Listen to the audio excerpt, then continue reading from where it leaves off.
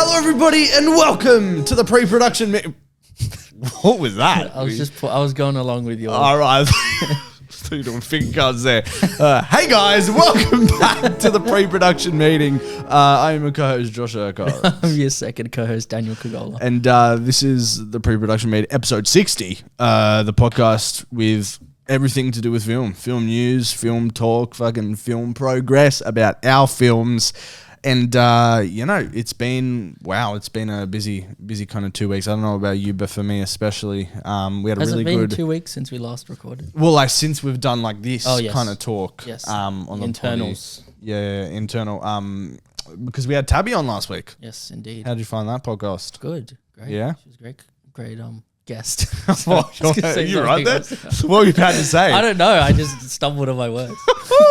She makes you stumble just like she stumbles out of the car because she's a stunt woman. She doesn't stumble. She rolls. She rolls. Nah, that was a fantastic guest, man. Fantastic yeah, no, it was guest. great. I think people are going to enjoy that one. Yeah, I think so too. Well, it's up now, so if you guys haven't go and check obviously it out. listened to it, but I think it's a perfect time to have somebody like her on, like especially when stunt people are getting, recognition more than ever.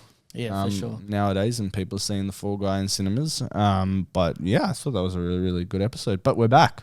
We are back. The boys are back. Back to just you and me, Josh. Just you we don't and have me. Indy this episode. I know, no Indy, one. no Austin. Austin though, he's coming back soon. Oh yeah, We've When's got that? news. I don't know.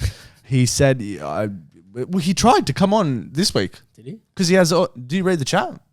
Yeah, but I probably skimmed over that part. You idiot. Oh, he said that he was looking for a date sometime this week. Right. But because he had all week off or whatnot. He also has the headphones from Bella Vista. So whoa! Just out him right now, Austin. It's actually my fault. How did that even happen? They ended up in my camera bag somehow, and then I thought they were Austin, so I gave them to him, and then I realized that they're from here. Well, there you go, boys and girls. We're getting Austin back soon with the headphones, if you guys are wondering. And we have still have a couple guests planned for the near future, which is exciting. But Dan, how has your kind of last couple of weeks been? It's been good. It's been busy. I've just been prepping for quite a few projects that I've got coming up. So there's that action film that I'm first ADing. Yes. So that's 2 weeks away now. Really? So yeah, starting to get a little bit more stressful, trying to lock in certain locations and just make sure everyone has all the information they need. And then the music video as well, went for a location scout with David Longdon, my lovely DOP. And do you want to keep this for the progress, or you sure. want to go into it? Well, I'll just skim over it. Just went for a recce. What else did I do? Saw a couple movies and whatnot, obviously. Oh no, actually, I'll say that for the progress. What? No, I was going to say, how's it like working with a bigger budget this time around? Oh yeah, we'll talk about that later. Yeah, we'll talk about that later. Yeah. So stay tuned, ladies and gentlemen. Your week. Cool. Yeah, my week has been, my last 2 weeks have been busy. A little bit anxiety driving, not gonna lie. Like the last, I would say, 4 days, been feeling it a bit, not going to lie. Were you anxious about the horologist? Well, yeah. And just like, things, you get excited about things and it just kind of like doesn't work out sometimes. But also like I had this big thing on today, which I was a bit anxious about. But now that that's done, I feel a weight off my shoulders a little bit. Did you want to talk about that later? Yeah, we'll talk about that later. But yeah, no, there is just film production. Yeah. It gets to you. It's sort of like, because it's a, obviously filmmaking is amazing. It's such a fun process. But it is also kind of stressful. And I feel like you need to understand that each time you take on a new project and make sure that you have the mental and physical capacity to take on that project at the time. Yeah, 100%. And just now me like prepping for multiple projects at once. It's that reminder of like, do you feel burnt out or you feel like you're going to... No, not really, but I feel like I have to be careful not to take on too much more from here. Like I have to space things out, and it's all right because I'm not like, it's not like I'm directing multiple big things at once. So like I do have a short film coming up that I'm going to be directing.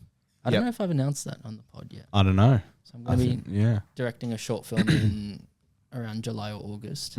Just figuring out the logistics for that still and the budget and all that kind of stuff. So how's that going to work with Indy's set? Well, I have to try and balance everything. Yeah. Because Indy's going to most likely be on that set as well. Oh, really? So it's like Indy's going to have to direct their own film Yeah. at the start of like August and then hop on mine afterwards, but Yeah. as like an AC or something. It's a lot of balancing in this it's industry, just trying to figure man. out all the puzzle pieces that fit together and For sure. that stuff.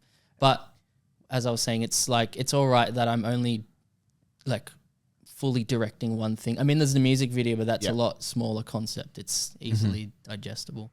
Yeah, right. And like first ADing is not as much of a commitment as directing, obviously. Yeah. So like the projects, I can balance them and place them. And it's like over the span of 3 months. Yeah. Like it's like from now to August. So it's kind of spread out nicely. How do you go about kind of avoiding burnout? Unfortunately, sometimes like You just have to... once you've committed to certain projects, you can't really pull out until, well, unless you hit a point where you're really like, I cannot do this anymore. And once you're in the midst of it, you might have to have a conversation with your team and just be like, listen, I can't do this right now. But I think if you're going to pull out of a project, you really have to do as much as you can to make up for it. Is that the only way to avoid burnout, to pull out of a project? No, I would say that's last resort. Okay. I mean, well, the first thing is obviously before you commit to a project, really have a think. Yes. Can I take this on board and can I do the best of my ability with this project? If you don't think you can, then don't do it. Yeah. Because once you're locked into it, it's you don't want to be that person that's unreliable and has to pull out stuff. For sure. That's the last resort. Otherwise, when you're in it, like there are always moments when you're going to get a little bit anxious. It's going to feel like things are a lot. We've talked about having a support network, talk to people that understand. 100%. If you're directing something, it's really good to have a producer that you can just vent to, or let them know your concerns, and they'll give you feedback and tell you, look.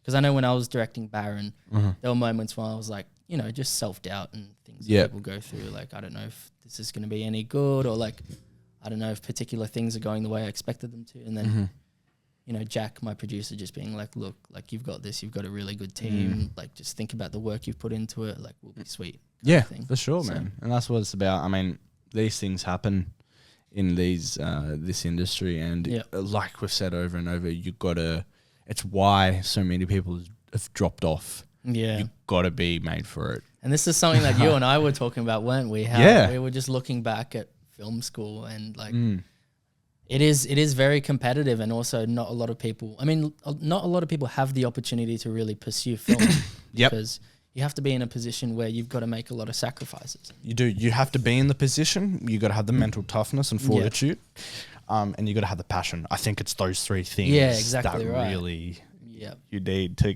be in this industry, and I fucking love it. I love it too, but we're so extremely lucky. We are. We are so extremely lucky, and even after today, which I'll get to, oh man, it just fills me with so much confidence going into the future. It gives me like this like fuzzy feeling in my stomach of just like, yeah, man, I'm fucking excited to continue on this journey and see where it takes me. Yeah. And you also got to be good with dealing with the unknown. Yeah, for sure. And goal setting. Look, there's a lot, but like, yeah, man, I'm confident that we'll get places, but yeah, there's a lot. Sure. There's not a lot of people still doing it that we know from uni. And I think I hit that point last year where like my anxiety about this industry hit its peak. Yeah. And then getting through that and realizing I still wanted to do it. I think I haven't had any doubts since then, because I just knew like if I can get through that point, then I can just like, this is what I want to do. Mate, I can in my see heart it. of hearts, you know what I mean? See it. Yeah. And it's always what I wanted to do. And like the only times I ever felt anxious or doubtful was because I think I was doubting myself and my ability. It was never like the road and how to get there, or was it a bit of that as well? Yeah, or just like not thinking that I'll ever be good enough. Okay. But no, it's my love for film has never faltered. No, you know what I mean? Me neither, bro. So, and I think if you have that, then you're never gonna regret pushing to do more. No, fuck, man, 100%. I think we're both in a good position right now. You just got to keep making stuff. Yep. That's it. It's such a cliche thing to say, but it's so true, isn't it? Mm-hmm. That's really the only way to do it. That's the only way to do it. Just keep making stuff. Even like even with this conversation that I had today, like I'm there trying to pick his brain about things and trying to see if there's another way in, but what I kept coming back to and what he kept coming back to is, man, if you want to be a director, you've got to direct.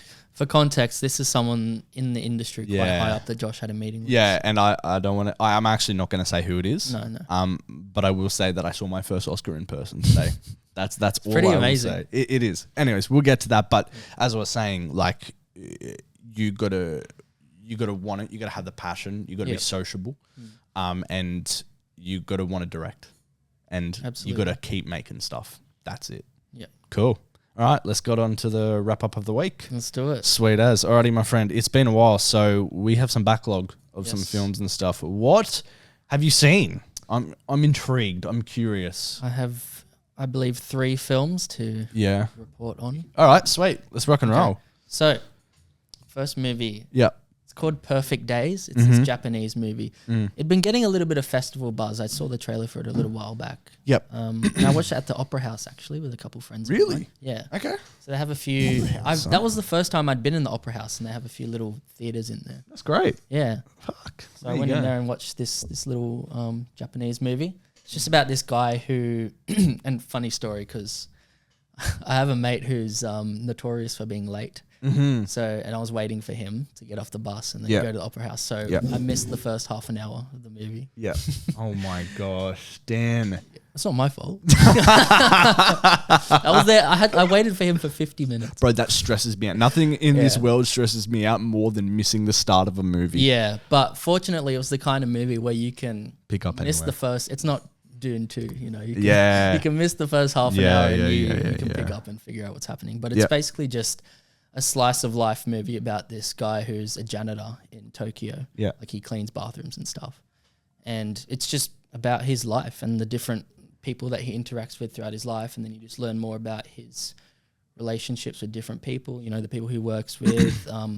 We're introduced to his niece as well, and we meet his sister and all these different things. So it's a cute little slice of life story. Cool. Didn't blow me away, but it was just a nice film. But it's getting Oscar buzz, is that what you said? Oh, it's getting festival buzz. Festival buzz. Yeah, okay, right. Was it short or a feature? No, it's a feature. Okay, right. Yeah. Nice. So I gave that one 3.5 stars. Cool. And then the next thing I saw was the new Kingdom of the Planet of the Apes. Ooh, yes, I got to see that. Which is cool because they filmed that in Australia. They did. And it was funny because watching some of the scenes, it took me out a little bit because I was like, it's actually set in LA, I'm pretty sure. Really? Yeah, and but you see all the trees and stuff, you're like, oh, that's a eucalyptus tree. There's a fucking koala in there just chomping on it. Yeah, right. And it took me out seeing some things like, and I remember you mentioned this with Fall Guy, how the on-screen geography is different to real life geography. Yeah. And there's a similar thing here. There's a scene where the main ape goes through a tunnel. And it's the tunnel in Wollongong, the abandoned train track tunnel. Yeah. So, which they filmed quite a few things. I've seen in a couple other things. So there's a shot where like you see the ape go through, like he's riding on a horse and he goes through the tunnel and then it shows him come out the other side into this big abandoned city. And I'm like, no, that tunnel doesn't go anywhere.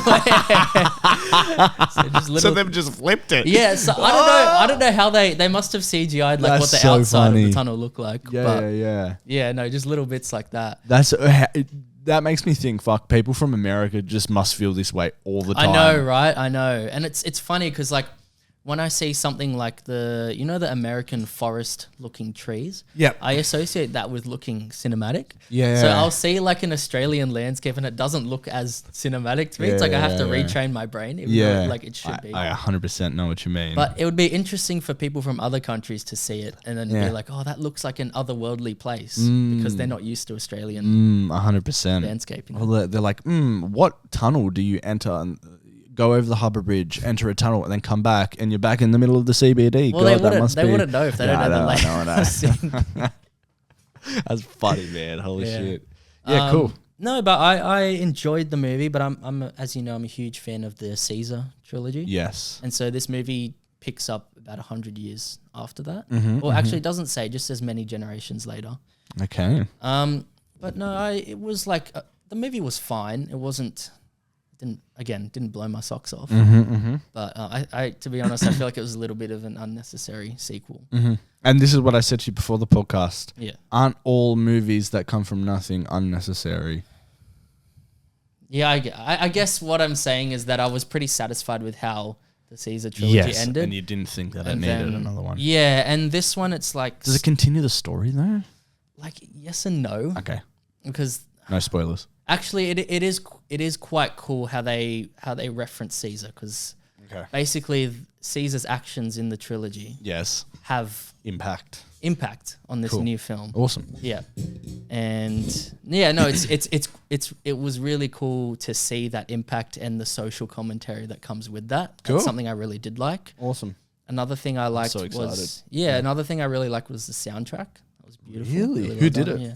Oh, I'm not too sure. Hans. I have to look into that. Who directed it? It's someone I haven't heard of before. Hang on, I'm going to look it up. That's fine, man. No, I'm excited, man. I think they were very underrated. Wes Ball. Oh, okay. Yeah. I've heard the name. I don't really know. There's also something that something that happens towards the end that I wasn't the biggest fan of. Okay. I won't spoil it. But that's fine. Just a sort of direction that they take where I was like, okay. Don't really like that. Fair. Also, the CGI wasn't, because I think the CGI in the Caesar trilogy was just top notch. Yeah. And it's also like, because with CGI, to make it look realistic, there's a number of things, right? It's like how long the VFX artists have to actually create that. It's also the way that they shoot the footage and like the lighting they use to make it all look integrated. And it's also the direction. It's all that kind of stuff that makes CGI look good or bad. Yep. And I just think in the Caesar trilogy, they understood that so well, and the CGI looks so lifelike. I think it's, But whereas in this one, I understand that in this one there's definitely more CGI, but it just looked a little bit more cartoony to me. Like there are some really good details, like close-up shots of the apes, where you see their eyes and stuff, which look really cool. But just overall, it has a bit of a cartoony look, especially towards the second half of the film where there's more action CGI, like battle kind of things happening. So... Yeah, and it just makes you think, fuck, man, how do we go downhill? I know, like think about CGI. 2008 with like Transformers. That's what we always reference. Like, how do we Pirates go of the downhill, Caribbean man? and all that stuff looked phenomenal. It's like maybe they figure out new ways to do it that's cheaper and then put that money elsewhere. But like where? To improve the story, you know? Like I'm not sure. I feel like this is something that Marvel's realizing right now, that they need to slow down a little bit and actually just take the time to make their movies a bit better. Rush the VFX artists. Yeah, because I think if you just keep putting out crap, like it's one thing to have a brand name that, because Marvel had a strong brand name and everyone was going to watch their movies because part of the universe and stuff. And that way, like if you think about the MCU as a whole, half the movies weren't that great. Yeah. And the other half were really good, but the brand name is what carried it on and everything being connected. Yeah, 100%. But then I think you can only do that for so long. I think they kind of lost steam after Endgame, and they just kept trying to, up the stakes, bring in more celebrity cameos and all that kind of stuff. And what do you think Planet of the Apes is going down that route? No, what was my original point again? Well, I mean, kind of, because like how many Apes movies have they made now? There's like 8 of them. So, but like how many in the actual trilogy? Oh, okay, yeah. I guess 4 in the Caesar verse. The Caesar verse. Oh, God. Oh, jeez. And did you hear that they're making Jurassic Park 7? Yeah. Yeah, like I did. But it's with Gareth Edwards, who did the creator in Rogue One. Okay. So I'm happy about that. I do actually really like the way he shoots his films and and speaking about integration of CGI. He does it really well. Well, he was nominated for an Oscar. Yeah, of course. Which he should have won. I don't know who won VFX. Oh, no, it was the creator. Oh, fuck, man. I don't know. It was Godzilla. Oh, yeah, of -1. course. Yeah. Which is amazing. Yeah. Which I still think the creator should have won, but it is what it is. Yeah. Yeah, cool. So Kingdom of the Apes, 3.5 stars. And then last night I watched Captain Fantastic. Have you seen that one? No. So it's sort of like a mix between Little Miss Sunshine and Into the Wild. Okay. Have you seen either of those? I've seen Little Miss Sunshine. Okay. So it's about this guy that lives in the wild with 6 of his kids. So he's raised these kids in the wild. Right. And like raised them to fend for themselves, and they hunt animals and do all that kind of stuff. Dan.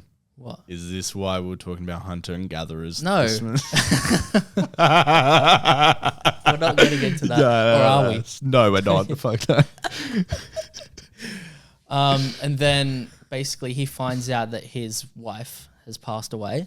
Oh. And then So they go Spoilers. on this like road trip journey to she wants to be cremated.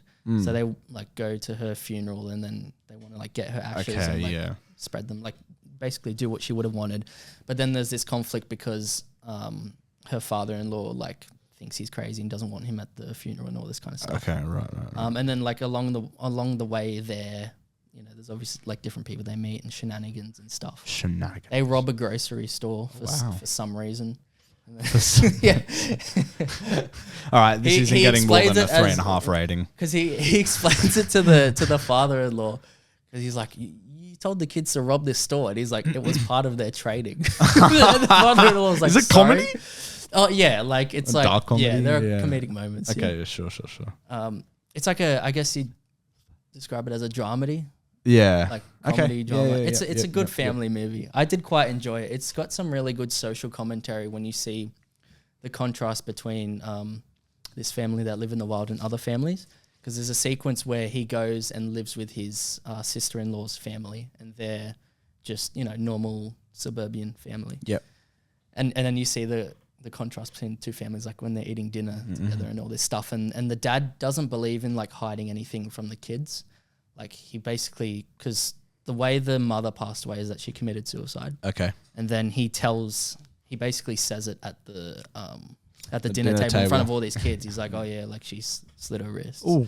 And then, you know, the mother-in-law's like, I don't want you talking about this in front of the kids, all that stuff. And then it's interesting because like you understand that perspective because she says to him later, like, you know, there are some concepts that you shouldn't introduce to kids. And like, yeah, that's understandable. Yeah. And then you see in the next scene that the kids are all together and her kids are playing like Mortal Kombat. Yeah. And it's like all this violent stuff and the kids from the wild are like really shocked. And it's like the irony of like, you know, they can't be introduced to this real life concept of something that's disturbing. And then but then they're playing this video game where you're like killing someone and ripping their guts out and all this stuff. You know what I mean? It's like crazy. And it just makes you think about like all these concepts and ideas and the way civilization is run and things have been indoctrinated into that you don't really think about on a daily basis until it's challenged and someone tries to do things differently. I love movies that make you think like that. Absolutely. Yeah. What let me guess. 4 stars. Yeah. Knew it. Cool. Yeah, so that's my 3 movies that I've seen. 3? You only talked about 2. Oh, also, I finished Invincible season 2. Oh, yes. I talked about 3. Perfect Days, Kingdom, and... Oh, yes. Sorry, true. Well, actually, now that Tabby's not here, what did you think of the Fall Guy? No, I really liked it. I wasn't lying. I hated it. No, I loved it. Did you like it? No, I did. I thought it could have been better. Oh, how but so? I didn't lie at all. I didn't even say my view on it. I was listening to it back. You never got Nobody asked me. So I told him what Sarah's view was on it, but I didn't say what mine. No, I still liked it. I think I gave like 4.2 or something. What did you think could have been better about it? The first 2 quarters of the movie, or the first 2/3 of the movie. I think the last third was awesome. I just think it was very slow. Right. It's interesting to think about because Tabby said that they changed it quite a bit. Yeah. Like whether it would have been better if they had not changed it as much. Yeah. Yeah, I'm not too sure. Anyways, Invincible. Yeah. Yeah, finished the second season. Awesome. Really good second season. But it's very much like, well, the first season sort of has a lot going on in terms of, you know, characters and plot. Like there's just a lot of random characters that just come in and like, oh, okay, this is a new character being introduced to, and then they go on the next episode, that kind of thing. Yeah. This is like even more of that. Like they basically up the ante. Yes. Twice as much. So you're like, oh, there's a lot going on, but it's still really good. And the Mark's character arc and his growth and change throughout this season, I really enjoyed watching that and the things that he struggles with, and you know, seeing how things pan out between. Oh, I don't want to spoil. Yeah, don't spoil it. Yeah, just the way things develop from the first season and things that they hinted at coming to fruition, and I'm really excited to see where the next season goes as well. Why do they fucking split into 2? That does my head in when shows do that, because I watched the first half of the season and then they went on break for months. I completely forgot. So you've watched halfway through? Yeah. Okay. Well, you know how they went on break? Yeah. So where are you up to? Just episode 4. I can't remember. I literally do not remember what happened. They do a little recap at the start of each episode. Yeah, I know he went back to the planet where he... I thought we weren't going to spoil. Or we can say That's that. not a spoiler, is it? Oh, fuck. I mean, I don't know. It's kind of like. All right. Yeah. Sorry. Yeah. I might bleep. Bleep. We may as well just say everything. I bleep that. Yeah. No. I'm halfway through, and it was good, but I hate how they halve it because then it ruins the hype and it ruins my interest in it because then I can't remember, and then I'm like I can't be bothered to go back and watch it, so I might not even bother to watch the second half of it. I probably will because it's a good series, but it does my head in, man. This season was a little bit more meta. Oh, I mean the show's always kind of been meta, like how they do the title sequences. Oh, I got something spoiled for me. Oh, okay. At the end. Do you want to say and then I can cut it out or bleep? It's like they tried to get, but they couldn't get the rights to it. So they got. Did they try to get it? Yeah, the guy who voiced it voices.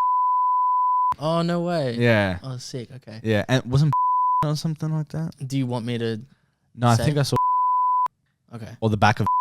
You want me to like confirm or deny or just? No, don't confirm nor deny. Okay. Oh, and cut that out. Okay. Yeah. I'll bleep it. Whatever. Right. Sorry, man. That's all right. But it was good, right? Yeah. No, it was good. Yeah, I really enjoyed it. Nice. Awesome. Was there anything else? That's it for me. Cool. Let's talk about you. Let's talk about me. The Fall Guy, 4 out of 5. Like I said, what did I write for it? I said, let me get my review up. Hold on a second. I said, a great love letter to stunt performers. The first 2 acts were decent but dragged at times. The final act was insane and brought it home. Great fun. Yeah, 4.2 out of 5. I thought it was pretty good. I think I actually preferred the first half to the second half. Really? Yeah. Okay. I mean, but I actually quite like the whole thing, really. Yeah, I was listening to a podcast and they were shitting on it. Not shitting on it, but just like saying everything that was wrong with it. And it was quite funny because they were pointing out some really like noticeable things, which don't ask me because I don't remember. It was something like how why can't they just, at the very end, this is not a spoiler, but like they say they're gonna, like, why do they have to tell the audience that they're gonna do something? That whole cliche of like the villain having a monologue or whatever. Yeah, well, like how the good guys plan. They tell each other that this is the plan. But why can they just like not say that and then fool everybody? Yeah. You know what I mean? Yeah. And then it would have added a whole thing. There were a couple of things that are a little bit like convenient. Oh yes, a lot of convenience and cliches, like, but if for a fun action movie, you know what I mean? Yeah. Like I can forgive if the movie is fun and enjoyable 100%. And serves its purpose, which I think it did. But I think with our Gosling and Blunt would have been like probably less memorable. Yeah, way less memorable. Sure. I think they're great. I watched the first Mad Max. Well, not the first, but I watched Mad Max Fury Road. Okay, so the first time. Mad Max. The fourth Mad Max, which I realised. Yeah, I didn't really love it. I still gave it 3.25 out of 5. Yeah. All I said was this was such a random film. You know what I would suggest? Yeah. Give it some time, like maybe a year, and then watch it again. Yeah. I didn't like it the first time I saw it either, but then I realized you have to get on board with the style because it's so different. It is so different. It's so random. Yeah. How the hell do you come? And then I go and do some research on like the first couple Mad Maxes. It's also very different to those movies. I'm like, what? They're all very different from each other. Outback Australia, and now is this. Yeah. They're all very different from each other, which is interesting. Damn, Mel Gibson into Tom Hardy. Look, I can get on board with that, but fair enough. Yeah, it was... I almost feel like that's kind of like a James Bond type thing. What do you mean? It's more like this certain character that different actors can play them. Yeah. And it's sort of how do I explain? No, I know what you mean. It was just a James Bond kind of thing. Like it's a character more than like a Superman. Yeah, more than like a linear kind of like the actor. It's more like the character transcends beyond a single actor playing. Yeah, you know what I mean? One actor. Like when you think of, for example, you think of a character like Harry Potter. You think, Daniel Radcliffe. Daniel Radcliffe is Harry Potter. Well, they're recasting him for the new series. But just for the time being, you see Daniel Radcliffe is Harry Potter. Yeah, but then when you think of Bond, it's like, well, there are many Bonds. You know what I mean? Everybody has their favorite Bond. Yeah, and I feel like Mad Max is kind of like that, or at least he wasn't until Fury Road. Now he is. Yes. Fair enough. I'm interested to see how Furiosa turns out, though. I honestly think it's just going to be copy and paste. That's what it looks like. Essentially. Yeah. And like, bro, so Tom Hardy has 60 lines of dialogue in Mad Max, and Anya Taylor-Joy has 30 in Furiosa. Really? Yeah.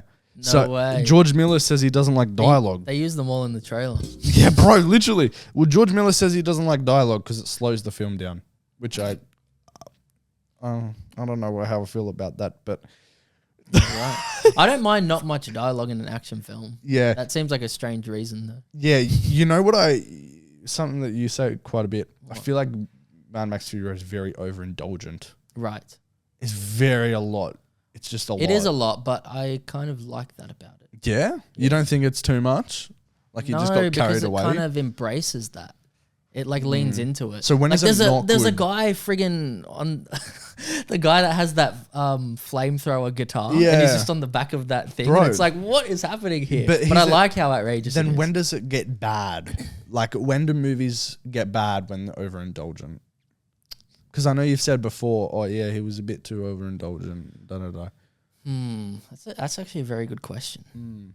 I think because what it is, it has to all link back to the story and the quality of telling that story, right? Yeah. I think it works here because it builds such an outrageous world, right? And then we understand the stakes because of that. For example, you know, the water, or like, you know how they're so crazy to get water. Yes. And like to survive, and you really feel that struggle that the Yeah. people have through the movie and how insane it is, and like, you know, the stakes of the apocalypse become really apparent to you as you're watching it. And I think that's what makes it good. Yeah. Whereas when I say something like Once Upon a Time in Hollywood is indulgent, Yep. I feel like we've just got these, you know, like everyone knows that Tarantino has these long scenes where people just talk about things, but I feel like here he's made the movie longer than it needs to be, and it's just more of that, and then it's like, you know, 2.5 hours of nothing happening, and all of a sudden, oh, here's a big climax where everything explodes. Yeah. And I feel like that is just, it's not really serving the story. Okay. It's So just, it works when it serves the story. yeah. I mean, some people might disagree. I feel like someone like Lockie might disagree because he really likes those movies where you just, same with like Killers of the Flower Moon, where you Yes. just kind of, you sit with it and you sit with the world and you sort of, I don't know how to explain it, but I'm sorry. I hate Killers of the Flower Moon. yeah, I didn't love it either. Oh, I don't. But, Sorry. like, Hate's a strong word. I I've just disliked it. Discuss it with Lockie, and I do understand why he likes it. It's just not my kind of film, I guess. But here's the thing, like I don't think the story in Fury Road was I don't think it was fantastic. no, but I don't think a story has to be Right. super complex in order to Okay. be good. Okay. Sometimes the simpler stories are better, and it's just, Was it though? I don't know. I'm not saying it's the best movie ever, Okay. but yeah, I like right. it for what it is. Okay, fair enough. Fair enough. Well, yeah, I gave that 3.25. I thought it was random. It's also a very saturated film, isn't it? Color-wise. It's Bro, it's the like colours teal are and like- orange. Yeah. Like just on 100 intensity. Yeah. Like, geez, man, he's like, And it doesn't help that like 90% of the movie is just sand. yeah, I know. I love sand movies. I do, but like, I hate sand. It's coarse. It gets everywhere. Yeah. And like, what about just the total wash of blue? That's What do you mean? Like how they just chuck a blue filter over the whole. Oh, like the nighttime. Right, it's so clearly shot in the day. Like, Yeah. it's like it didn't even. Well, you wouldn't be it's able just to like- imagine how impossible that would be to light at night. oh yeah, for Can you sure. imagine? Yeah, I know, 100%. Can you imagine trying to light a desert landscape? Bro, yeah, okay, look, that makes sense yeah. now. Why they had to shoot Yeah. it during the day? Yeah. You just would see no. You would see nothing. Okay, I take Have that you back. seen that That behind makes the sense. scenes photo from Nope? No. Where they put the huge light in the sky to light the house at night. Yeah. Actually, I did see it. Well, that was also in the desert, right? Oh, well, not Somewhat. desert, but Not like desert, a like valley. American sort of. desert, yeah. Like a canyon. Yeah. Kind of thing, yeah. America. Cool. Yeah, sweet. My next movie I saw was Boy Kills World. Oh, how was that? Yeah, it was another random Right. like movie. Gave a 3.25 as well out of 5. Mm-hmm. Man, what was the story for that? Okay, it wasn't. Okay, it's obviously not that memorable. You're right. Yeah, it was alright, I guess. 2023, but it came out recently. Yeah, I feel like the marketing for that film's been a bit underwhelming. Yeah, yeah, it was alright. It was about a guy that's mute or deaf, one of the two. He has a voice in his head, right? He has a voice in his head. That's the voice of an arcade game that he played when he was younger. I mean, it's pretty like the twists you can tell from a mile away kind of thing. But also I didn't really like the direction it took as well. Right. Austin's kind of film. Yeah. Is it better than The Grey Man? No. Wow. Okay. No, I don't think so. God, what did I rate The Grey Man? I don't know. No, it wasn't. The action was pretty good. The last 20 minutes of this movie was freaking insane. Okay. It was gory as hell. Yeah. Okay. Another random movie, just pure action, and that they had some massive plot points and twists which I didn't quite get around, because the whole movie was kind of leading up to it. So it's like an all or nothing on this twist, and then it's just it goes a weird ass way. But it was alright. It was alright. Would I recommend it? Look, if there's, I really only watched this because there was nothing on else at the cinemas at this time. I would say go see it if you're in the same position, because it is still a kind of enjoyable watch. Yeah. But then, oh my god, bro, rom-com of the decade. Oh, what? And no, I guarantee you, people will absolutely not agree with me, but I think I have seen the best rom-com I've ever seen. Yeah. It's a movie called Puppy Love. It's on Amazon. And bro, it is so good. I mean, I loved it. I loved it, bro. I said actual character development and good writing in a rom-com, unheard of. Best rom-com I've ever seen. I thought it was great. I thought it was so simple. I thought it was so... See, simple can be good. Yeah, no, 100%, especially when it comes to rom-coms. But this didn't feel like... I mean, it had the normal rom-com tropes. Like, when everything's going well for the characters, and then you're like, fuck, I know something bad's going to happen to try and tear these characters apart before they come back. And, I mean... It's cliche in that sense, but not cliche in the rest of it. Like, you get some of these rom-coms that follow those tropes but do it a bit different.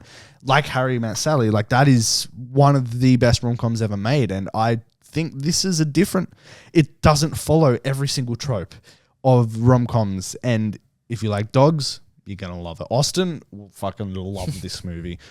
And it's got Grant Gustin. Bro, I haven't seen him since he's been running... on The Flash, bro. Is he and now, the main character? Or? Yeah. No. And it's just so good. Did it just come out?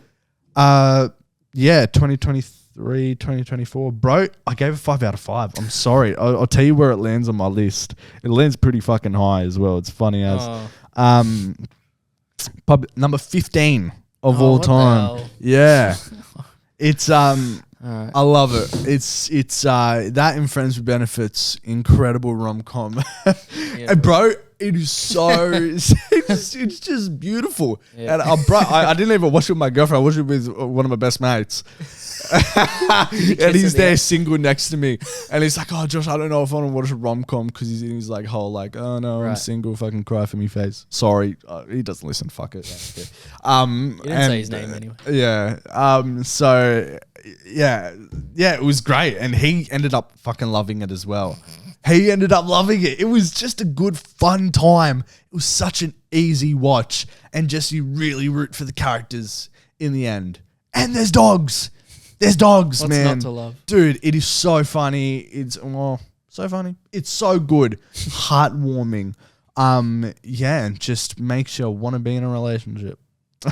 So maybe, I don't know. Leave it up to you. My mate who was single liked it, so maybe you'll like it. Give it a shot. I reckon it's great. Sarah loved it as well. She watched it with her mum, and she actually recommended it. And then we put it on, and I didn't know that it was, I was going to say, what movies does Sarah like? Like, what are some of her favorites? I have that written. I have an encyclopedia of my girlfriend in my phone, so I never forget information about her. Some of her favorite movies. Oh, her favorite movie is About Time. You've told me this. Yeah, yes, good she loves 1917. Oh yeah. The Notebook, Lion, and Lion King. It's pretty good selection. Yeah, not bad, eh? So yeah, there you go. Go watch Puppy Love, because I guarantee you will have a good time. I just loved it, man. It was so good. I finished it, and I said to myself, I can see myself rewatching this so many times. And I think that's just a beautiful movie. Love it. Yeah. Go watch it, man. Why are you laughing? I don't know. It's just random. What? Because a rom-com made it into my top 15? I don't know. It's just this random Amazon movie about puppies. You're like, I love it. Can I not find that amusing? No, you can. That's funny. Cool. Let's talk about the progress, brother. Was me and Abhin and Dan? Darren, you got a film coming along. Yes. So that's sort of just in the same stage as it was before. Just waiting for the composer to do his thing. And the couple tracks that I've listened to are really good. So I'm very excited about that. And sound design? Yeah, he's... Hold on. Backtrack. He's already composed music. Well, he's working on it. He sent me the first couple tracks already. So. Can I hear? What, right now? Yeah. Should I play a little bit on the... Yeah, fuck it. And you can bleep it out if you don't. But I just want to hear a little bit, like 5 seconds. I'll show you like the first 20 seconds. Yeah. Oh, I'll show you something as well, by the way. Federico, so we're getting the Ozma soundtrack put on, we're in the process of getting it put on Spotify. And Federico sent it to an audio engineer because he wanted to make it like really nice or whatever. And I have a preview of like a final track that the audio engineers touched or whatnot. So I can play a little bit of that as well. Okay, so should we just exchange music? Yeah, man, let's exchange music. Okay, I'll play mine first. Ready? Yeah, go for it.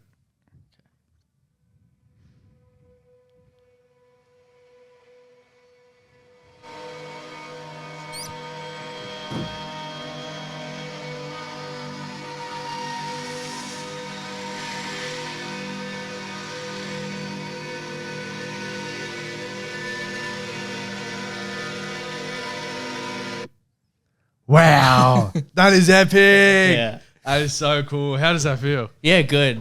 Have you seen Over the Footage? Yes.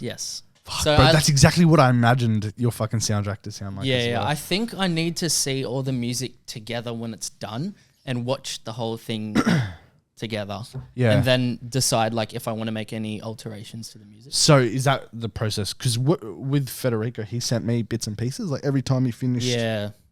Are you going to want to see it all together before you give any like... Before I give feedback? I Fair think enough, so, man. because I don't want to tweak bits of music and then be like, oh, actually it did work better. Like, yeah, cool. Because you can't watch a film with certain sections. You need to see how everything comes together as a whole. Fair enough. Yeah, cool. Yeah. All right, you want to hear mine? I don't even know what track this is. What's this for, the Horologist? No, it's for Ozma. So people have heard it. Oh, well, Federico's not composing the Horologist. This is Ozma. I told you. Why not? Huh? Why not? Why not what? Why is he not doing... The horologist. Oh, he is doing the horologist. It's just he has nothing to compose over, you idiot.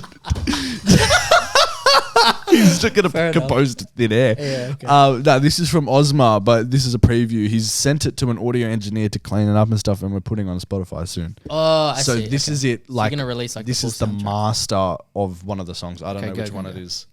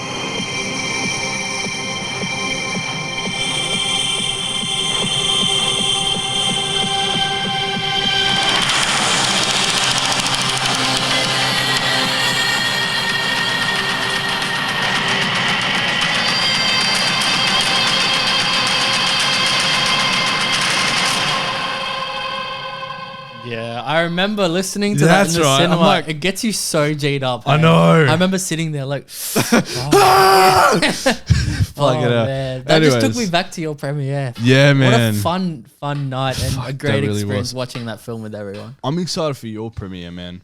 Yeah, well, that's okay. What are your plans for it? Because now Austin may or may not be, put in his film. So this is something I was talking to Indy about because, I really want to do a premiere similar to yours. Yes, show the behind the scenes video and stuff as well. Brilliant, yeah. But how long is that shaping up to be? I think because Indy's editing it, I said something around 15 minutes. Would Yeah, probably be good. perfect. Yeah. Because the film is 10, so 10, 15. Yep. That'd be good. And then speeches and stuff in between. Yep.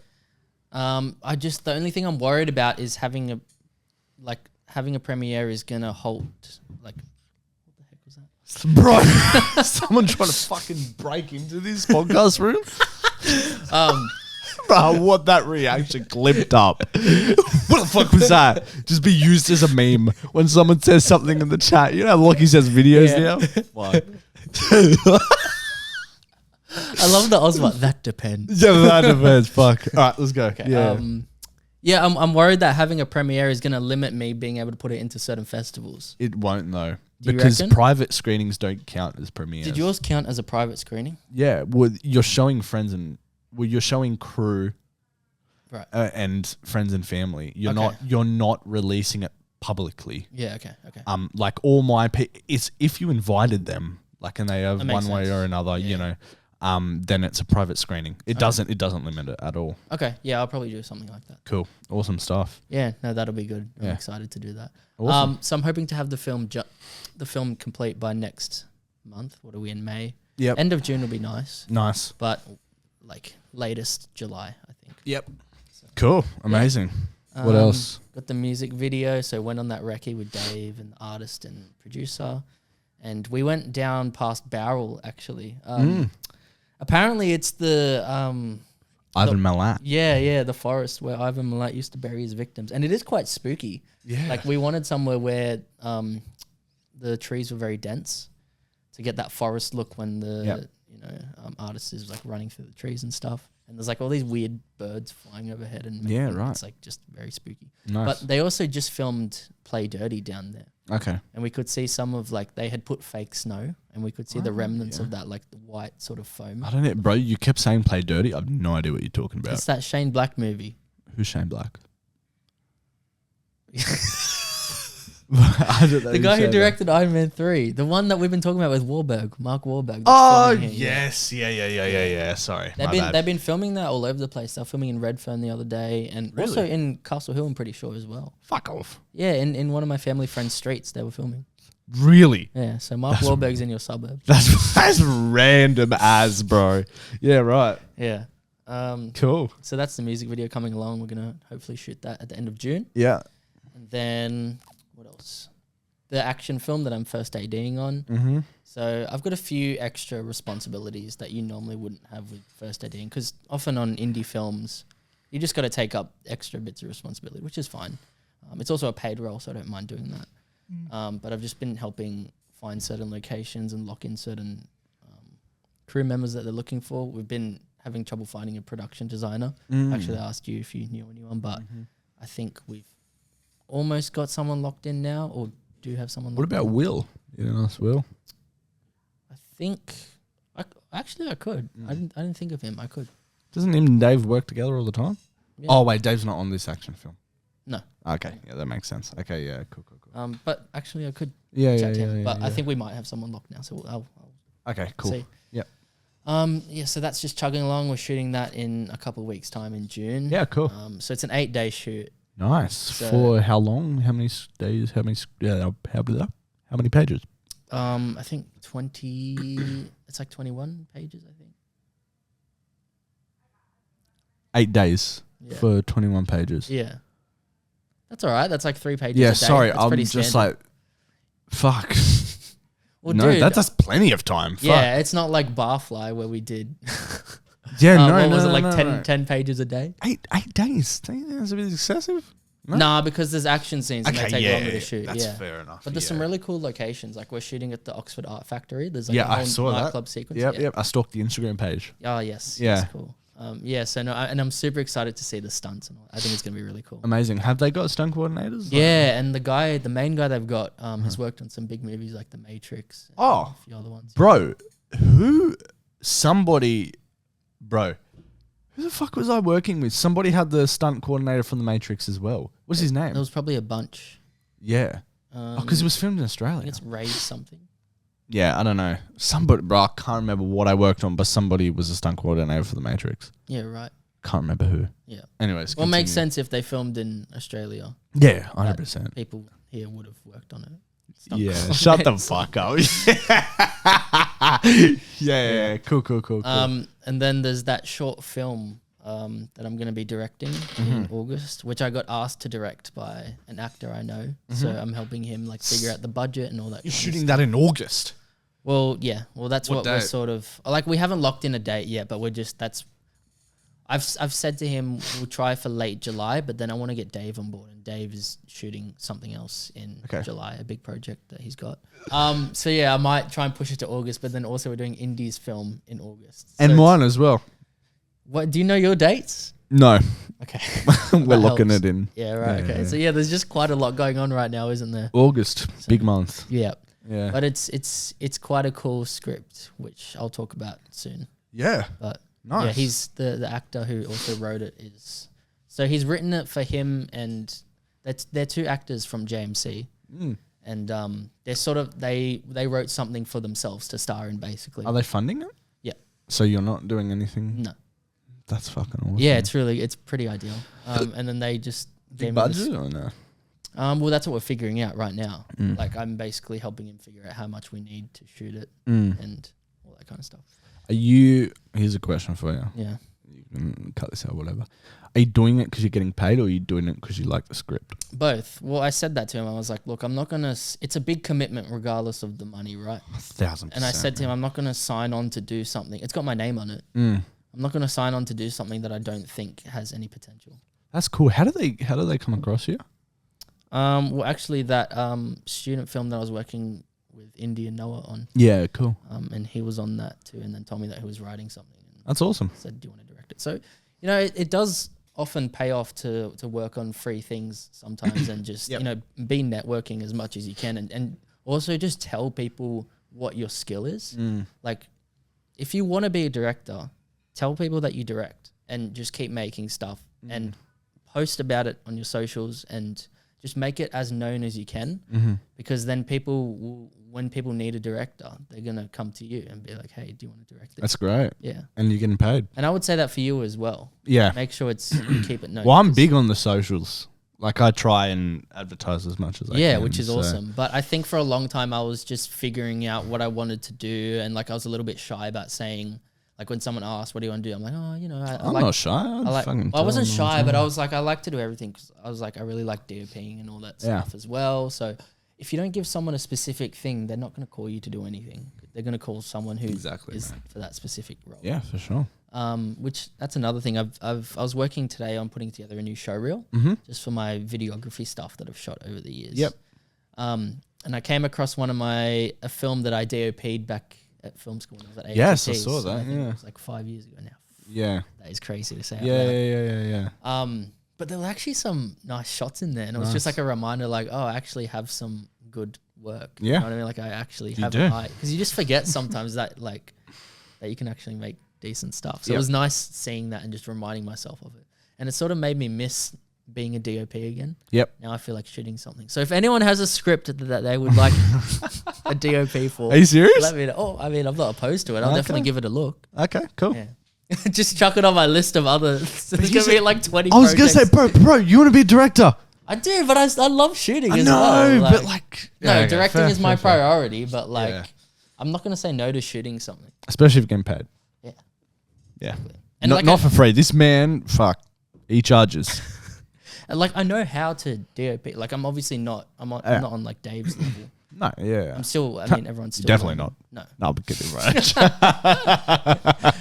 But you know, I know how to expose a shot. Yeah, fucking white balance that shit. Yeah, frame it up a little bit. Nice. Yeah. Negative space. Oh, that's it. Nice. Zebra patterns. Yeah. Nice. So yeah, that's it. False color. It goes on. We listened to fucking f-stop. Yeah. It was actually funny looking back at the footage from that old film, because it was like there'd be certain bits that were really good. Like it'd be like two shots going back and forth. Like, oh, this is really nicely cut together, and like exposure's good. And then all of a sudden it'd be hit with this shot that's just like terrible, like overexposed or something. And I'm like, oh, okay, like cut around that. I think the sign of a good DOP is consistency. Okay. It's like not just getting a few pretty shots, but making sure every shot is pretty. Yeah. Or not just pretty, but suitable for the story, and that it edits well together. Yeah, okay. Sometimes you'll see shots that in isolation look good, but when they're edited together, it looks weird and it takes you out of it. Yeah. So I think a good DOP knows how their shots will be edited together.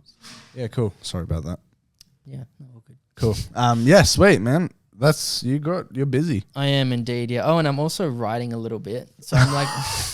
Bruh, be careful. Yeah. Don't burn yourself out. I won't. Well, the writing is like something I can always put on hold. Cathartic. Yeah. But I'm just sort of brainstorming for a horror feature film Okay. that I want to eventually do a proof of concept short for. Brilliant, mate. Yeah. Mate, you got it all sorted out. Indeed. Yes. Good stuff. Well, let's talk about you. All right, strap in, ladies and gentlemen. I have quite a bit to talk about. So let's start with the horologist. So from last time that we spoke, we've announced and officially locked in the cast for the horologist. We have Jared Keane again, who was on mine, but it what was also surprise. I know, man. Honestly, it's been the most non-biased process out of everything. He just outshone everybody. Yeah, and if he's right for the role, he's right for and he is. And you just keep writing parts that happen to suit him. Bro, I do. It's like he's my Leo. That's what you said. Well, he's our Leo. Yeah. Watch you cast him in your fucking next one as Can well, you bro. imagine? Fuck, man. Look at him go. The thing is, I actually could. Like...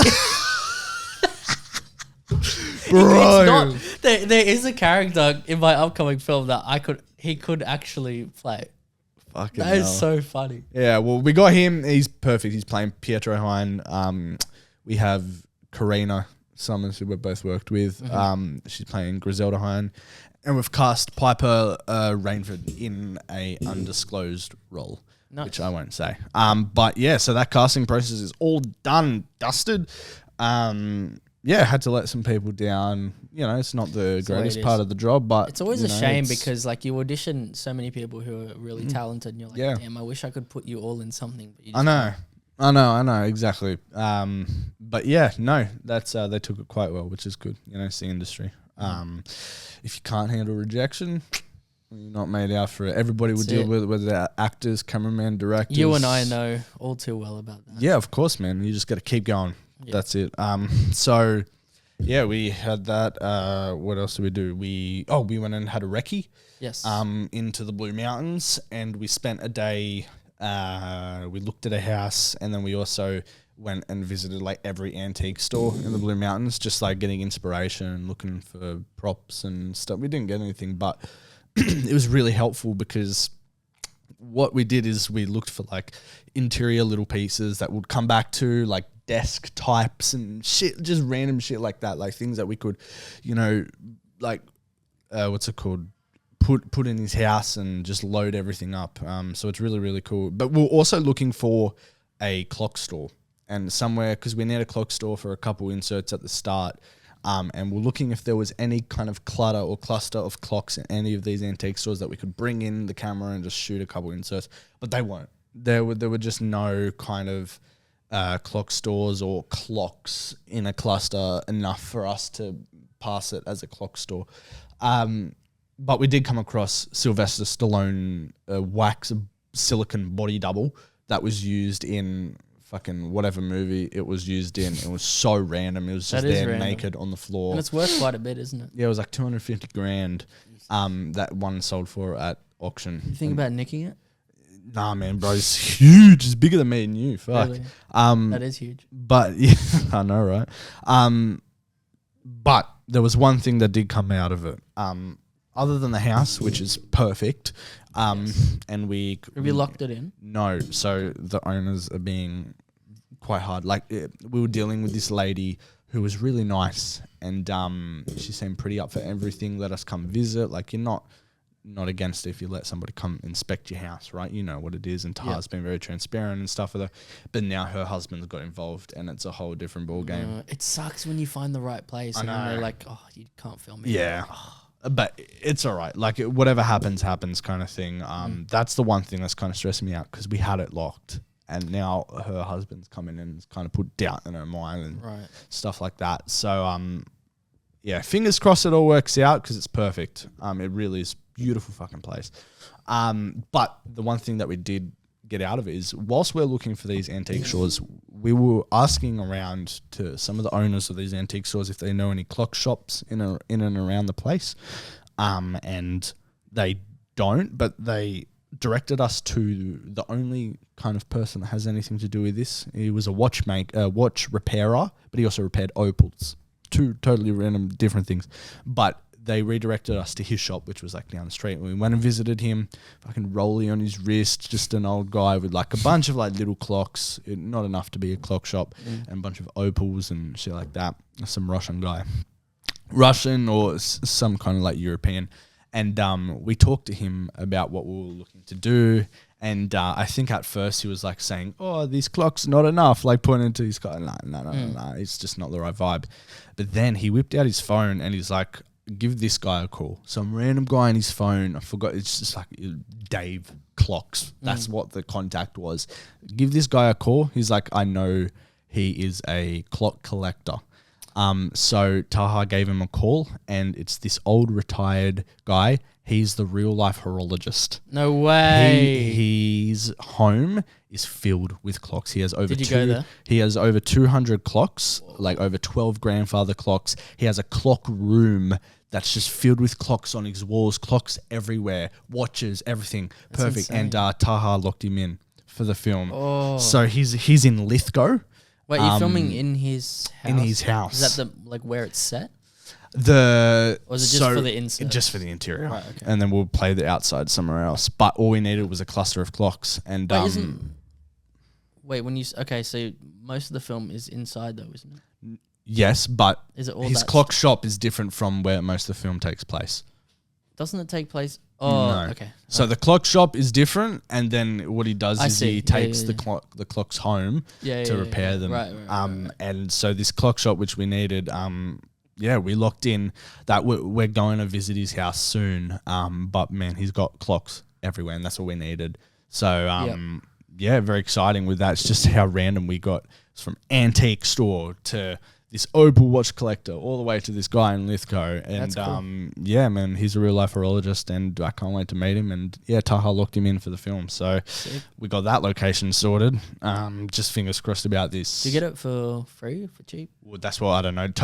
We had money put towards it. And Taha said that, we have a token of appreciation to give to him. So we'll decide that when it kind of comes to it, I guess. But I think he's happy to do it for almost nothing. So fingers crossed, man. It's just crazy how we came across him. But so that was that. And that kind of was the day. And then since then, we've just been going back and forth with this kind of homeowner. Made the Facebook group, which I usually do anyway. Had more meetings with people. There were another thing we're looking at is accommodation, but first, this house is number one. We got to lock this in, and once we lock in the house, we lock in the accommodation, we lock in everything around it. We then, once the house is locked in, we lock in the hospital, and once the hospital's locked in, everything's sorted. So it's Do you know how many days you want to shoot for yet? Yes. So the plan is this. It's a 4.5 day shoot. So it'll be 4 days in the house, 4 complete days in the house with one day before it to set up, and pre-light, pre-block, blah, blah, blah, blah, blah. And then I think we're getting an extra day after, just so we can stay that night and shoot till really late or whatnot. And that's how we're gonna go. And then there will be another half day for the hospital, which is just one shot, which is one shot through the reflection of a cracked watch that shows the whole scene play through, basically. So we have that. And then me and Connor are just gonna go to the guy's clock store and do it, just me and him, because we don't really need anybody for that. It's just inserts. So that's the plan. 4.5 day shoot. We'll see how it goes. But that is kind of where we're at with the horologist. We have a nice lunch with the actors coming up this week, which is cool because they all get to be together for the first time. And then we have a table read next month, which we've got to sort out. Nice. I'm creating the crowdfunding website during this next week, and then we and Taha are filming the crowdfunding video next Saturday. Yep. And that's how it's looking. Lovely. Now, I don't think we have time for a dependent variable, but let's make this the dependent variable. Sure. Do you want to? Do you think? All right. So for the dependent variable this week, it's going to be a bit different. I had a little meeting this morning. Little meeting. Big but little meeting with a person that's quite experienced and high up in the industry. I won't share their name, but like I said before, saw an Oscar in person for the first time. Mm-hmm. Pretty surreal experience. And yeah, somehow I got in touch with this guy through connections, and we sorted a one-on-one meeting. Went to their, did I say guy? All right, it's a guy. Then I went to his office, and yeah, I had a 30-minute chat to him, which is fucking a lot. I was not expecting that. Expecting like a 15-minute thing, because man, he's busy, just researching. Were there like people coming in and out when you were there? No. There were people in the office. Was it like that scene at the end of The Fabelmans where he's like, look at the painting? No, it wasn't exact. Bro, he had some whack artwork up though. It was sick really? as. Oh, that's cool. And his Oscar was next to his BAFTA, his Emmy, and blah, blah, blah. Yeah. Bro, he's just, loaded. Just stacked. loaded, man. And just like you walk through, because it's the production company. That's where I went. Yes. And it's like, you wouldn't, like where it's based, you wouldn't think that a building like this fits in, but it does. Right. Like you walk into this little thing, but then it's just huge. All the posters on the wall of all the movies that they've made, and stuff like that. And insane. So I went into his office, I met him, and we got talking. Yeah. And we talked about a lot of things, and some things I'll keep private because, competitive industry and don't want to share all the secrets. But there were things that I wanted to kind of mention that I think would kind of help everybody, but also like how it's affected me and like for the longest time. And I think the biggest thing for this was that jump from where we are now to the place that we want to be, is a very hazy place. And I've always kind of been confused on how to get there. And I don't think I've ever second guessed myself ever. And hearing somebody affirm that what I'm doing right now is exactly what I should be doing and where I need to be really fills me with a lot of confidence and excitement, which is what you need to kind of keep this fire going. He just basically got a bunch of coal and added it to the fire. And that's what I fucking needed out of that. I wasn't there to pitch an idea. I wasn't there to get a job. I was there to get advice. Did he say, you're doing everything right, except you should cut the length of your films in half? No, not at all, man. Not at all. He told him how long they were? I think I might have mentioned it. I can't remember. But so a couple big takeaways. Number one is, I was always wondering, do I kind of redirect my career? From what I'm doing now, creating shorts, do I go into commercials? Do I go into music videos? Like, what do I do?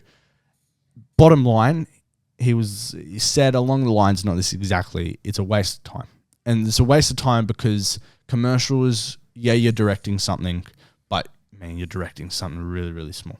And he's different. Like, it's different. A whole different thing. And he's like, if you want, and he's like, you get so easily caught up in the world of making money in commercials and stuff like that. It's just, for what I'm trying to do, it's not what you want to be doing.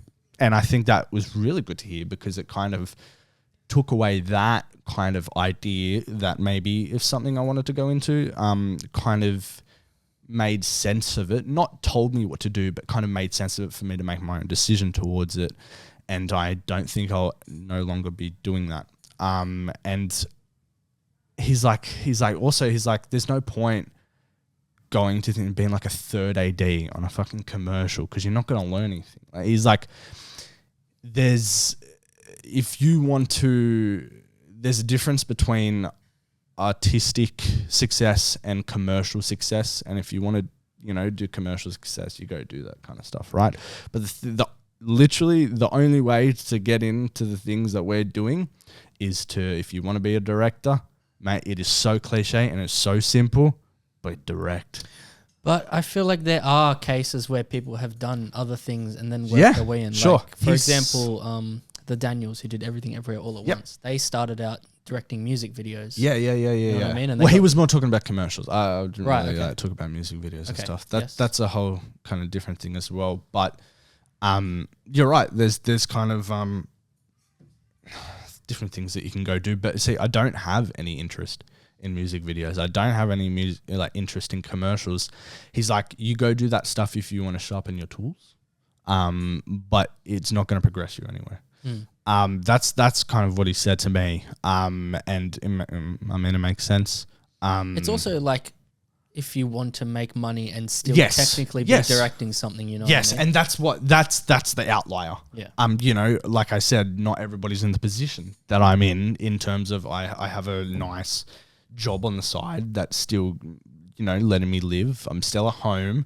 You know, everybody has different things. I'm more talking for the position I'm in. Yeah. Like what's best for me. And I talked to him about a bunch of things. I talked to him about funding. And I talked to him about how the whole problem of how Screen New South Wales and, you know, Screen Australia, when they're providing grants, they're usually looking for a certain type of person. Yes. And sometimes that includes people with outstanding credits. And what do you do when you're surrounded by a group of people that don't have those credits, but are as equally as talented and passionate and want to get into the industry, but you're not going to get these grants because they don't have the credits, basically. Yep. And he told me everything from a producer standpoint. So there was a lot he said, like, I can't tell you that because I'm not a director and stuff like that. But in terms for that, there are things such as the producer's incentive. Have you heard of that? No. Where it's a thing run by Screen New South Wales where this is available for everybody. I think you have to apply for it, but it's a thing where the government will give you 40% back of your final budget, basically. So that's maybe something to look into, definitely. Mm-hmm. But a big thing of, you know, I asked him about funding, distribution. I told him what you told me was like, maybe you should be doing more with your films. I'm like, I always get told that I should be doing more with my films. He said that to you? No, I said that to you. I said that you said that. Yeah. You should be doing more with your films. No, I didn't. I don't know who I named. I don't think I named anybody. Federico Anderson. Yeah, no. So I said that, and he said the best people to talk to are Screen New South Wales and Screen Australia and stuff. He's like, if you ask them for 15 minutes of their time, have a sit down chat exactly like you're doing with me. He's like, he's more dealing with the bigger picture things at the moment. Yeah. He's like, back in his day when he was in our position, things were so different. There were tax incentives, everything to kind of help him.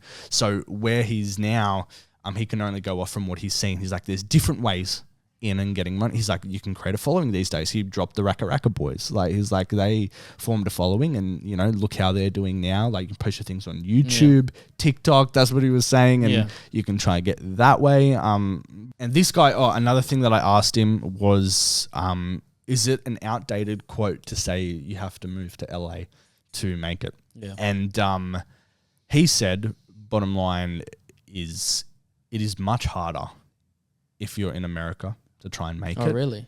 Yeah, because there's so many more people trying to do it. He's like, and this is exactly the same advice I got given before. Yeah. He's like, you're best mastering your craft here in Australia where the opportunities are better. And this is what he said to me. He said, LA caters more towards the commercial stuff, whereas Australia are very helpful when it comes to artistic visions and supporting you through your journey as you're trying to, you know, on the come up. Right. And he also said the UK is much like that. The UK is kind of in the middle. Like, you got LA, which is almost like impossible, not impossible, but like, you know, very hard to get. You got Australia, and then you got UK in the middle, who are kind of like a mix of both, but still a lot of great opportunities in the UK. Hence why his production company is half in the UK, half here. Right. So that's a really good thing to hear. I mean, you know, especially with all these productions coming over nowadays, like Furiosa, and then he stopped me and he's like, yeah, but you're not going to just go and direct Furiosa tomorrow, right? So I'm like, yeah, I don't know. But Ozma. Yeah, but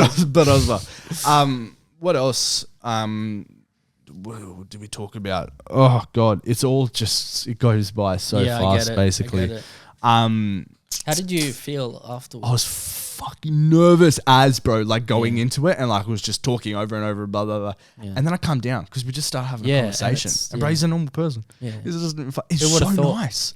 He's so nice. Like, considering everything he has going on. Yeah. Like, that's so great busy. when you see people who are successful and they keep their integrity. And he asked me straight off. He asked the first question. He's like, "Tell me about yourself."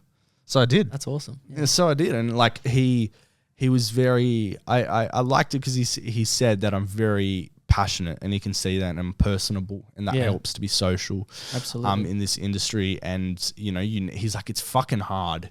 Yeah. Like, this industry is fucking hard, and if you don't have the passion, then what are you doing in this industry? Yeah, spot on. So hearing that, he said, he just affirmed. I knew that I did, but like hearing that he affirmed my kind of thoughts of the industry and that I'm fit for it was really nice to hear.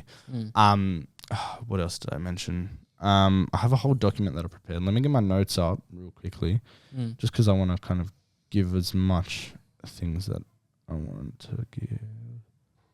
Yes. So I was telling him about my 5-year plan. And so I was telling him about the proof of concept and kind of what to do with that. And he's like, and this is exactly, and it was funny because I was talking about this, and the way that I'm going about Osmar, and I do have a plan with it, but it's a longer plan. Yeah. And I always thought, look, I've made Osmar to the best of my ability. I wanted to challenge myself, blah, blah, blah.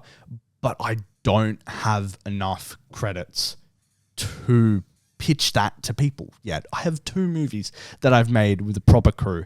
Like, I don't have enough for me to go to production companies and go, hey, you want to make my feature?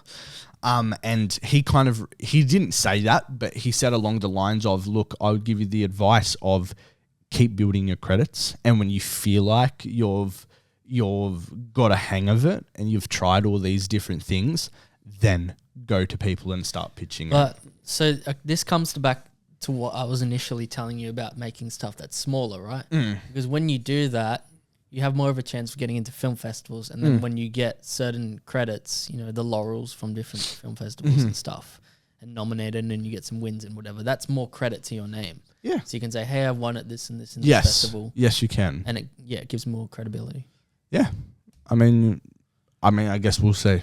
Yeah. Right, I guess we'll see. I mean, you're not wrong at all, but I do. Because what would your plan be otherwise to get more credit? I don't know. Just give him the feature, give him the proof of concept, and see where it goes from there. Yeah, but you're saying that you need more credit, but how would you go about doing that? When I say getting credit, I mean more directors credit. No. I mean more credits of like making more stuff.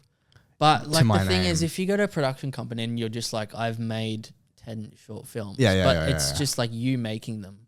Yeah, you know what I mean? Like it's not really proof of talent or credit of talent. No. Do you know what I mean? Yeah, well, anyone can put their own money into a short. Absolutely, that's what I mean. I'm not saying it's easy to do, but I'm saying how they look at it. They don't look at it as a guarantee of quality. No, not at all. But like, yeah, you're right, 100%. I mean, there's a lot of things that factors into it. Number one, how you present yourself and who you are in these kind of pitch environments. Getting accolades, you're right, for films definitely help. I'm green to all of this, so I'm not entirely sure. I'm kind of seeing where it takes me, but I'm making the films that I make, and the films that I want to make, and I just trust in the process, and that's where we're gonna go. I think it's good that you're making Lockie's film after this one. Yes, and that was another thing. So that's definitely happening now. Yeah. That's definitely happening, and I'm gonna get funding for that somehow. Yeah, I reckon you could. Definitely. So that's the plan. Do that, and then I think next year is so do that short, write the feature as well. And the feature for Osmar. Right. So write the feature for Osmar. And then and I talked to him about actually, I won't say that on the podcast. But yeah, I talked to him about a whole different things. And then I finished the meeting with, look, I would kick myself if I didn't ask you what it was like to win an Oscar. And he told me his experience, and he started laughing, and he was like, look, he's like, I was thinking about it the other day. He's like, it was so surreal. He was like, it was incredible. He's like, I'm not gonna lie, it was incredible. He's like, it went so fast that he kind of regrets not slowing down and taking it all in. You know, it's like a once in a lifetime kind of opportunity for some people, or sometimes never. For most people, never. But that is crazy. Yeah, and then he pointed me to it. Yeah. He's like, it's just over there. I'm like, pretend like I didn't see it as I walked in. But yeah, just hearing him say that was just hearing him talk about it and being in the same room as an Oscar. Yeah.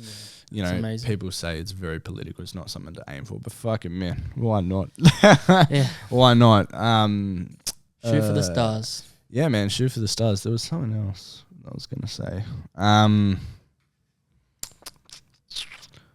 Oh fuck, there was something else I cannot remember for the life of me. Oh, he did say how the industry runs is people aren't just making feature films and then doing nothing. How the industry runs is usually the big time feature film directors, whilst they're, you know, in between feature films, they're doing TV. Right, yeah. And he said, so a great way into it is through TV and directing episodes and stuff like that. And I forgot to ask, I think I just got carried away with the conversation. I forgot to ask him, yeah, that's cool. But how? How do you get into that? You know what I mean? Well, I'm guessing it's kind of similar, right? Yeah, exactly. So, yeah, it's very similar, especially nowadays. All the things that are produced are basically long movies. Yeah. So, yeah, there was, it was really good. It was really eye-opening to kind of see the direction which I want to take and get affirmation, I guess, that I'm doing the right things. I'm on the right direction, and I'll keep making shorts, and you know, one day it'll stick. So I sent him a follow-up email, and I was like, man, I was like, thank you, like, I hope to work with you one day. If any opportunities pop up, like, let me know. And I was like, I'll see you down the line, or something like that. Yeah, nice. Yeah, pretty surreal. There was something else I was gonna fucking say, but I completely forgot. Oh, that's going to bug me, man. Yeah, I can't remember. That's right. Sorry, guys. But, yeah, it's good, man. And I'm super excited. We'll see where it goes. And, yeah, man, we'll see. That's all I got to fucking say about it, basically. Sweet. So, yeah. Should we tie a little bow on this episode? We sure should. We will. Right now. Okay, now. If you want to catch us, it's the pre-production meeting, Spotify, YouTube, wherever you get your podcasts, pre-prod pod on Instagram and TikTok. And we'll see you next week. Thanks, guys. Bye.